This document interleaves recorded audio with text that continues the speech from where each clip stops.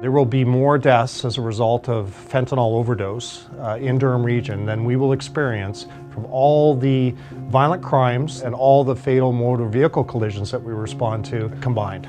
In 2017 and 2018, there was a total of 761 suspected overdose calls to paramedic services.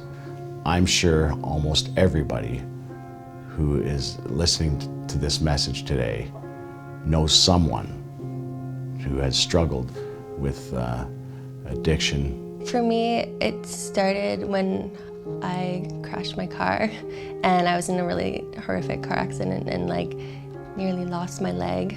I was in hospital for 2 weeks and on heavy doses of narcotic medication. I would get to the next stage of healing.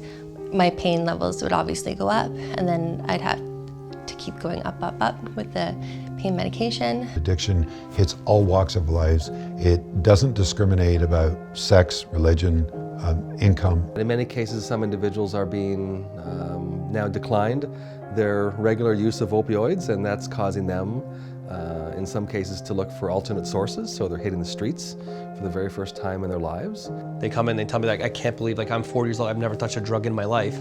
I would prescribe these opiates for 40 years and the doctor just cut me off. Or I have 20 years and the doctor just cut me off. And I don't know where to go. I feel like crap. I'm scared to go to the hospital. I don't want to go to a methadone clinic. I don't know where to go. I knew a girl who could get me pills like Dilaudid or Percocet, or one time she couldn't find any pills for me and she's like, I have some heroin though. And literally within 2 or 3 months of that first time I tried heroin, I lost my job, I lost my husband, I lost my house. He didn't come home one night and I backtracked all his steps and I found him passed away in a hotel room in Bowmanville. I just wasn't maturely nor emotionally developed enough to manage that loss in anything resembling productive. I just didn't know how to handle it. And I started using Percocet to try to numb that out. My addiction started when I was 13 years old. It was just after I lost my brother, was killed. Addiction took me to the darkest places any individual could.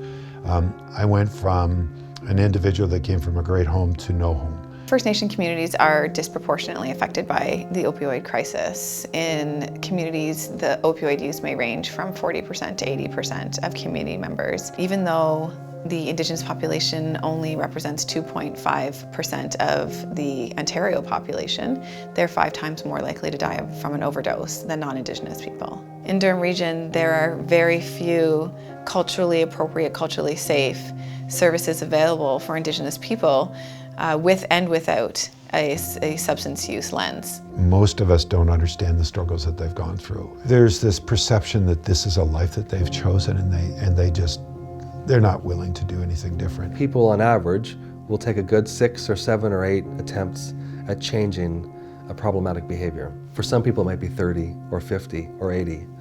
So we'll always hold optimism that we can help.